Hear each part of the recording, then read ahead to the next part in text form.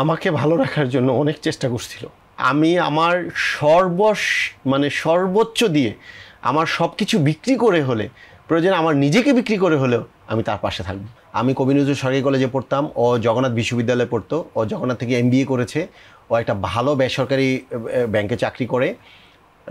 ও ধার্মিক পরিবারের মেয়ে এবং ধার্মিক একজন মানুষ, খুবই সাংসারিক একজন মানুষ। আমার যে মিডিয়ার প্রতি একটা লোভ ছিল যে আমি মিডিয়াতে কাজ করব, আমি শিল্পী হব, এই লোভটাও মেনে নিতে পারে নাই, যার কারণে ওর সাথে আমার ও আমার এটা মেনে নিতে পারে নাই, যার কারণে ও আমার জীবন থেকে চলে যায়। কিন্তু এখনও আমি আগেও করেছি, এখনও করি, প্রতি দমে দমে আমি ওর জন্য অনেক দোয়া করি। অনেক ভালো, এখনও অনেক ভালো আছে, ভালো থাকবে ইনশাআল্লাহ। তাহলে এই মানুষটি যেহেতু আপনার জীবনে অনেক ভালো ছিল, তাহলে এখানে আসলে ভুলটি কার ছিল যে ভুলের কারণে আসলে ওই যে আমার মিডিয়ার প্রতি আমার লোভ ছিল। তাহলে আপনার এই ভালোবাসার মানুষের জন্য আপনি আপনার একটি জায়গাকে উৎসর্গ করেন, বা এই কি সিচুয়েশন ছিল সে সময়? সিচুয়েশন এটাই ছিল, ও আমাকে একটা কথাই বলছে যে রাসেল তোমার কিন্তু মিডিয়াটা ছাড়তে হবে, এটা আমার টোটাল পরিবার কেউ মেনে নিবে না, এটা আমার পছন্দ না। পরে আমি বললাম যে আমারও তো ওইটা ছাড়া চলবে না, আমার মিডিয়াটার আমার একটা লোভ, আমার কাজ করে, আমি রাসেল মিয়া কাজ করব, সবাই দেখবে, জানবে, দেশে বিদেশে আমার নাম ছড়িয়ে যাবে, এটাও তো আমার একটা স্বপ্ন। তো আমাদের পরামর্শের মধ্যেই আমরা দুজন আলাদা থাকতে শুরু করি, এবং উনি এখন বিবাহিত জীবনে খুব সুন্দর আছেন। ওনার নাম আমি কখনো মিডিয়াতে নেই না কেন, ও আমাকে ফোন করে বলে, প্রায় জেলখানাও আমাকে দেখতে গিয়েছিল। আপনার তো একটি সন্তানও আছে? হ্যাঁ।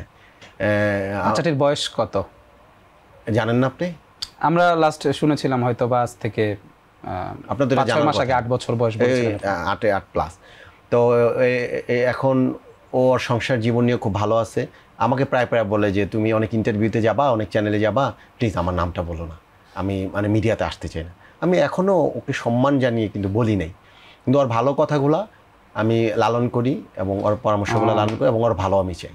এই যে এখন যে পরিস্থিতি, এই পরিস্থিতিতে দাঁড়িয়ে আপনার কি মনে হয়, তখন আপনার ওই স্ত্রীর সাথে, প্রথম যে স্ত্রী ছিল তার সাথে থাকাটা ভালো ছিল না, আপনি মিডিয়াতে চলে এসেছেন, বা এই জায়গা নিয়ে এখন আপনার অনুতপ্ত বা কি মনে হয়? আমার মোটেও অনুতপ্ত না, এখন আমি ভালো আছি। কারণ আমার ঠিক আছে, ওইটা আমি হয়তো একটা সুন্দর পরিপাটি জীবন আমি পেতাম, একটা উপভোগ্য জীবন আমি পেতাম, কিন্তু এখনও তো আমি কোটি কোটি মানুষের ভালোবাসা পেয়েছি বা পাচ্ছি।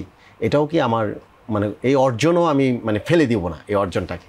কারণ এই অর্জনটাকে যদি ফেলে দেই, আমার যে শ্রোতারা, আমার যে অডিয়েন্স আছে, ওনারা কষ্ট পাবে, আমি ওনাদেরকে কষ্ট দিতে চাই না। তাহলে কি রাসেল ভাই আমরা বলতে পারি যে কোটি মানুষের ভালোবাসা পেতে গিয়ে একজন ভালোবাসার মানুষকে উৎসর্গ করলেন বা হারিয়ে ফেললেন? হ্যাঁ, এটা অনেকটা এরকম, এবং আমি জানি ও পীড়া দেয়। হ্যাঁ, বিষয়টা কি পীড়া দেয়, এবং আমি জানি যে আমার প্রাক্তন আপনার এই অনুষ্ঠানটা দেখবে, আপনার মাধ্যমে আমি ওনাকে বলতে চাই, আমি যদি কখনো তোমার কাছে কোনো ভুল করে থাকি বা আমার কোনো আচরণে তুমি যদি কষ্ট পেয়ে থাকো, তুমি আল্লাহর রাস্তায় আমাকে মাফ করে দিও।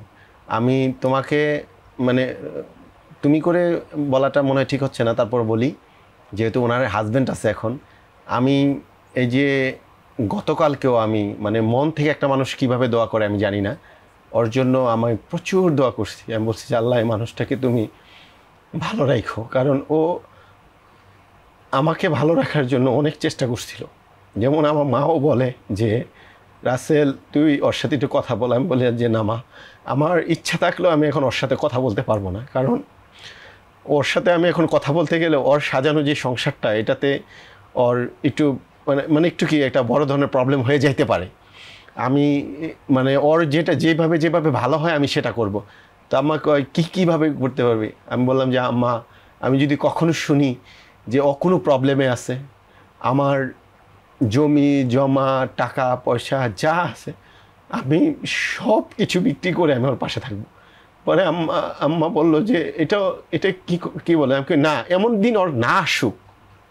আমি মনে প্রাণে দোয়া করি যে ওর এমন দিন না আসুক। যদি ওর এমন কোনো দিন আসে, আমি আমার সর্বোচ্চ দিয়ে আমার সব কিছু বিক্রি করে হলে, প্রয়োজনে আমার নিজেকে বিক্রি করে হলেও আমি তার পাশে থাকবো।